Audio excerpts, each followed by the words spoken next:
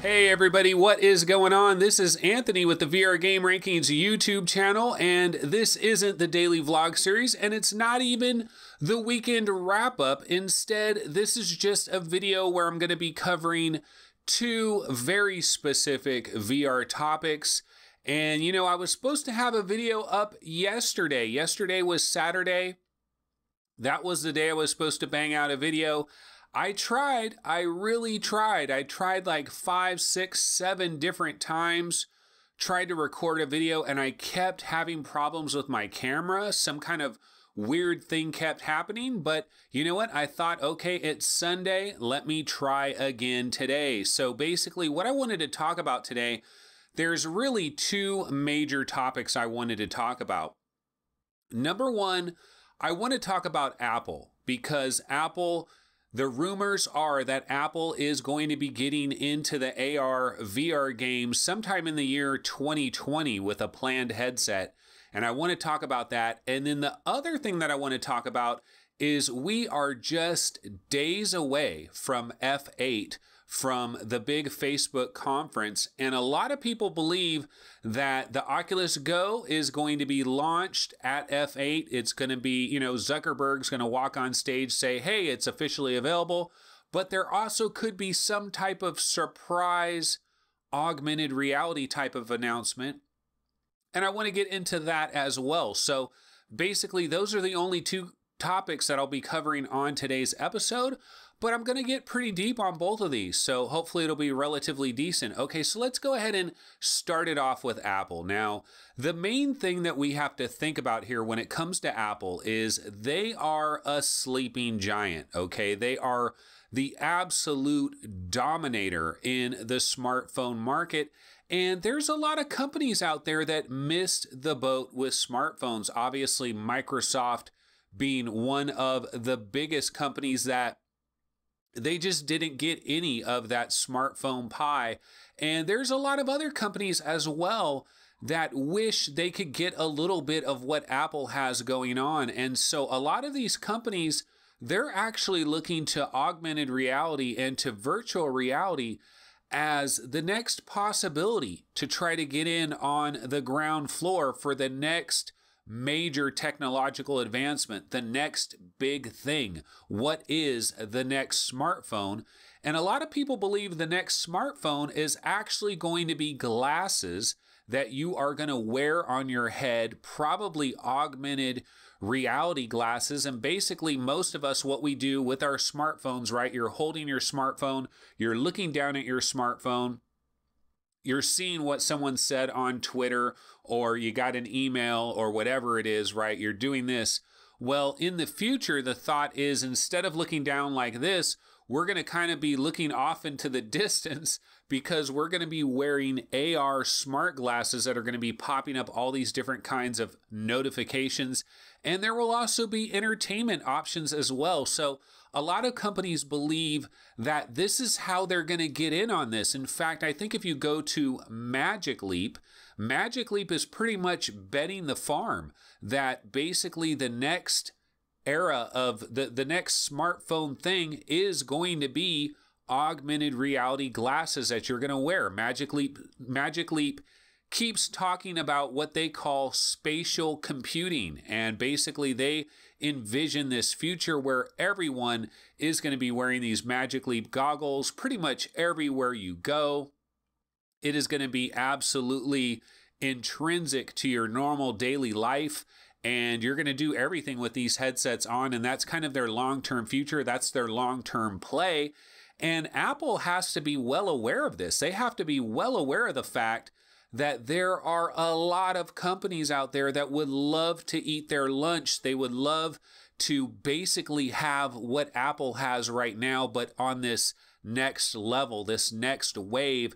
And Apple has to do what they can do to defend the throne. And that's basically what we're talking about here. So what is this news story? Well, it basically goes back to a CNET article by CNET writer Shara Tibkin, who is citing an unnamed source within Apple that has confirmed that there is going to be an AR/VR headset that is going to be targeted for release in the year 2020. And not only are they going to be bringing out this AR VR headset, but it is going to be a wireless headset, and it's going to feature 8K resolution. And we're talking about legitimate 8K resolution, not Pimax, which is basically a 4K. This is legitimate 8K resolution to each eye, wireless, coming in 2020 by Apple. I mean, obviously, this would shake up our industry in major ways. And one of the interesting things about it, too, is we've heard Tim Cook comment a number of times about augmented reality. Tim Cook seems to be very bullish on augmented reality, but he hasn't said very much about virtual reality, and it didn't seem like Apple was very interested in virtual reality. But supposedly this device is AR and VR. It is actually both of them, and it will offer the opportunity to basically go either way.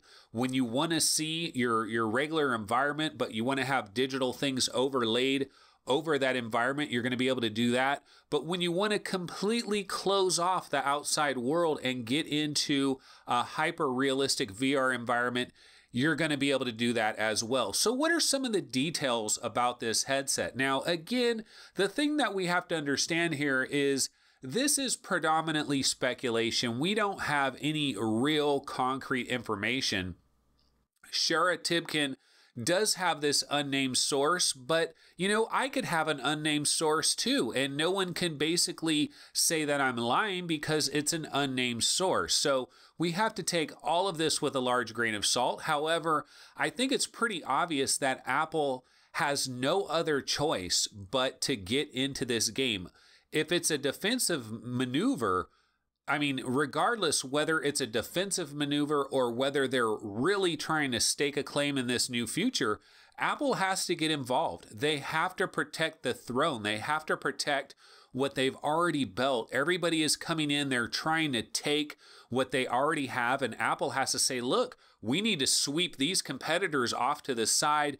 We need to protect what we have here. So it is incredibly important that they come to the table with a seriously powerful technology and a seriously powerful design that really takes advantage of a lot of these features. So what are we talking about here? First of all, wireless. What does this mean? Well, one of the things that we have to understand here is you have wireless standalone units like the Oculus Santa Cruz and like Microsoft HoloLens. These things are standalone. You put them on your head, the GPU, the CPU power, it is all built into the unit, and there are no wires. Everything is happening from inside the unit. Then you have someone else like Magic Leap, where they're going with a very similar design, but they don't want to have this big, giant, bulky thing on your head. So what they thought was, what can we do here? We don't want a big, gigantic, bulky eyeglass thing that is wearing you down. We want to take that GPU, that CPU, and we want to put it somewhere else. But what they've done is they've put it inside a hockey puck, maybe an oversized hockey puck size device that is going to clip on your belt, or it's going to go over your shoulder, or it's going to go in a backpack or something like that. And that is going to have the brains of Magic Leap 1. And by offloading all that computer processing power, by getting the GPU and the CPU off of there, number one, you don't have to worry about heat. That's a major part of it as well. But then it's the weight. One thing I've heard from people that have used HoloLens for an extended period of time is that it starts to weigh on you after a while. The HoloLens is not an incredibly lightweight device. It starts to get heavy and it starts to kind of wear on you. Now, we don't know what it's like with the Oculus Santa Cruz, but it's got to be somewhere in the same kind of situation, because you got to have battery packs, you got to have the power, the heat, all of that is built in. So Magic Leap, obviously, they went with this separated design. Now, Apple is going one step further. They don't want to have anything that's clipped onto your belt. They don't want to have anything that is strapped over your shoulder or is in some type of backpack or purse or something like that. So what Apple is doing is they're going to have a processing box, some type of computer tower-like box that will be located somewhere in the room, but you will be completely wireless. You'll be able to walk around, you'll be able to do things, and you will have to stay within range of this processing box. But other than that, it's completely wireless. And so the big advantage here is they could have a relatively thin design, a relatively lightweight design. They can make it look kind of cool and look kind of stylish because they don't have to have that CPU and that GPU and everything else that is built inside of it. They just need the wireless transmission. Now, supposedly they're going to be using some incredibly advanced high-speed wireless transmission. We don't really know how that's going to work. And then the other question is, look, we're talking about 8K screens for each individual eye. Exactly how is Apple going to power this? Now, one thing we know about Apple, recently they've announced, or I'm not sure if this was announced or it just kind of leaked out, but Apple has basically kind of parted ways with Intel.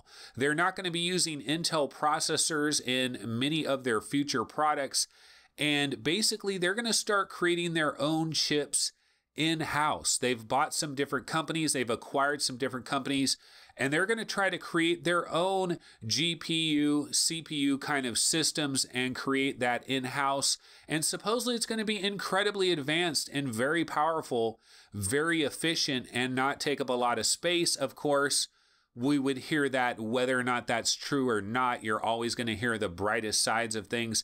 But basically, that's what they're hoping is going to be in this processing box that will be located somewhere in your room. And so you'll be able to walk around kind of freely, be able to enjoy the benefits of this headset, but you are going to be limited. You're not going to be able to walk down the block or down the street. There's going to be a certain range with this. We just don't know what the range is yet. But going back to the 8K screens, how exactly are they going to get away with this? Well, eye tracking and foveated rendering is going to be a very big part of this. It has to be a very big part of this for this to be a 2020 product. Now, certainly one of the questions that we get to as well is pricing. And if you guys think HTC Vive has been getting expensive with their pricing for the HTC Vive Pro, we can only shudder to think about the cost of what Apple might charge for some kind of incredible headset. Now, 2020 sounds like it's somewhere off into the future, but remember, we're here in the year 2018. A year from now is 2019. 2 years from now is 2020. So we're talking about only 2 years and a handful of months. I would have to assume that this device would come out sometime like September, October, November of 2020. So we're talking about 2 years and a handful of months. This has to be technology that can't necessarily be super pie in the sky.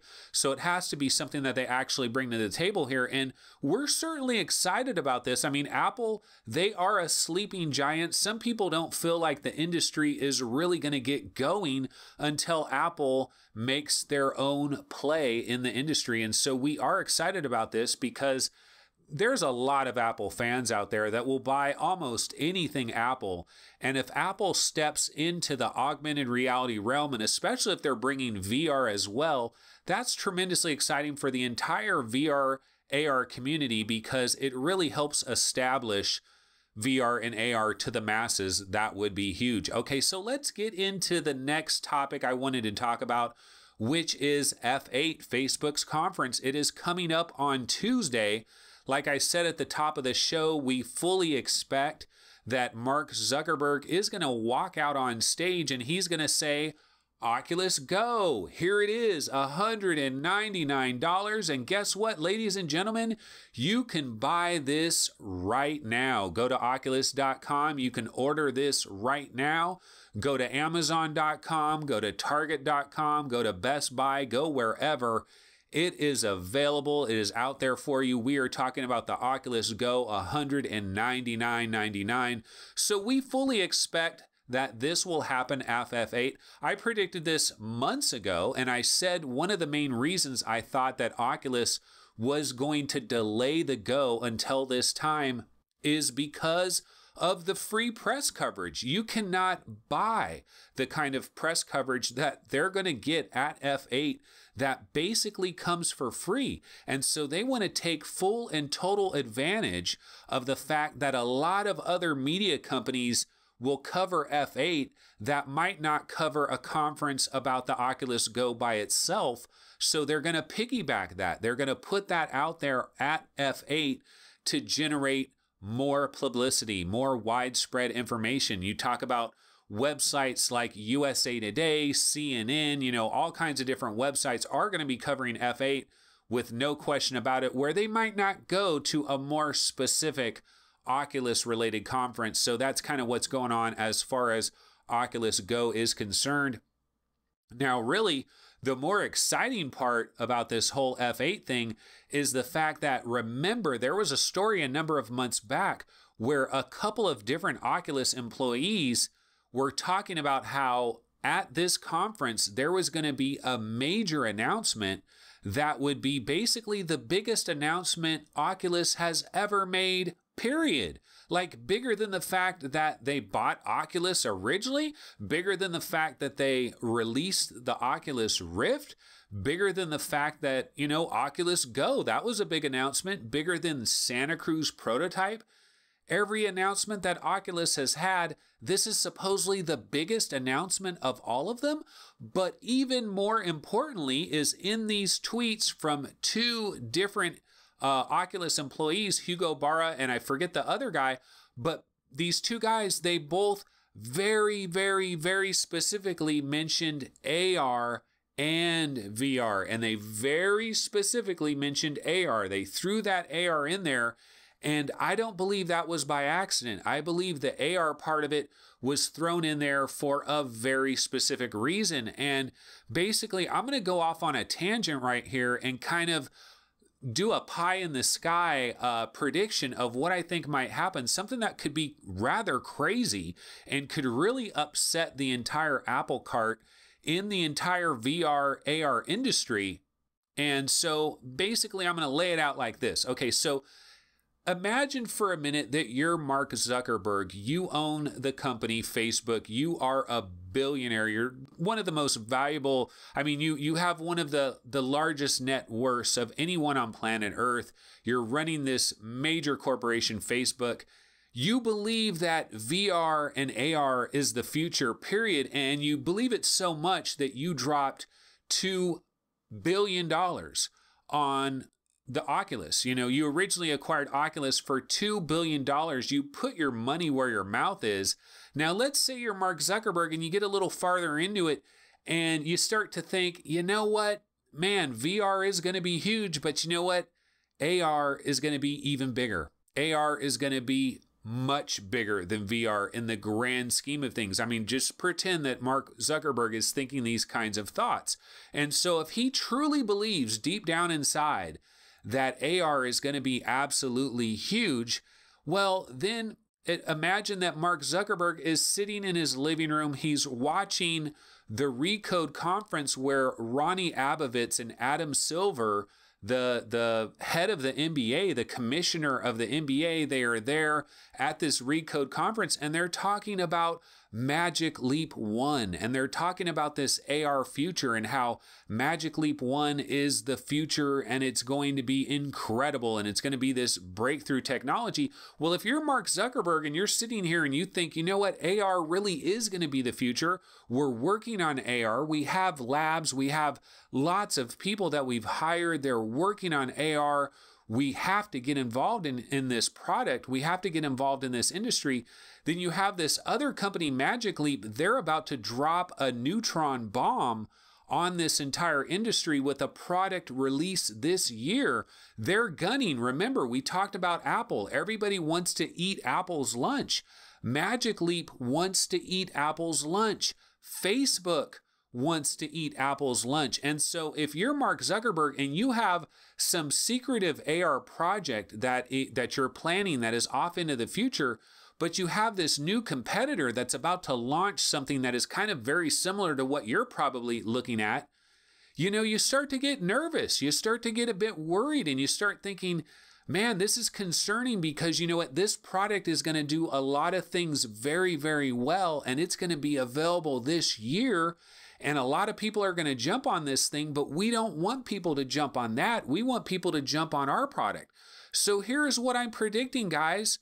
Tuesday, May 1st, F8, Facebook F8, I believe that they are going to announce a major augmented reality product, a freaking headset, like a legitimate AR headset with a name and all kinds of stuff. Now, it is not going to be released this year, not 2018. They might not even specifically say that it's 2019, but I think they're going to want to show off a headset. They're going to want to get really hyped about it, and they're going to say, look, Facebook is committed to an augmented reality future. We are going to have VR products. We are going to have AR products. It is all good, and they're going to show off a brand new AR headset. This is going to be huge. It's going to be a bit confusing, though, to the general industry at large. I mean, it's going to cause a lot of confusion because there's so many different products here. But you know what? I really would understand the position that Facebook is in, the position that a lot of these other companies are in, because Magic Leap, Microsoft with HoloLens 2.0, you've got Project North Star coming from Leap Motion, you've got Avegant, you've got Meta 2. There's a lot of competitors in this space, and anybody can come along with a really high-end AR headset and they could steal the thunder. And so I believe that Facebook is going to have some kind of major augmented reality announcement that is going to be really huge. Now, a lot of people will postulate that this is just going to be some type of software thing that integrates with Facebook and works with phones, works with Apple phones and Android phones, and it's going to be something like that. And it's going to be kind of much ado about nothing, but I beg to differ. I think this is going to be something crazy. I think this is going to be something really out there, and I perfectly understand why it's going to happen. It is going to cause a lot of confusion. Obviously, I'm putting myself on blast with this prediction. Watch Tuesday will come and go, and it's a very minor little phone AR phone app that is much ado about nothing, and I'm completely wrong, and that could very well be the case. But I just thought it would be kind of fun to jump out ahead of time and give my thoughts on this. So basically, that's what I got for you guys today. So anyway, that's going to go ahead and do it for this show. And certainly I will be back in the coming days with some additional shows. Do not know exactly what course they're going to be taking. Although I will tell you this, guys, on May 1st, I'm definitely going to have a show about a particular game that I cannot stop playing. And you guys probably know the game that I'm talking about, and I will be talking about it quite a bit on May 1st. I'll have to bang out a special little episode that is dedicated 100% to this new VR game that has really captured my attention. So definitely stay tuned for that. All right, guys, I'll see you next time. Take it easy. Later.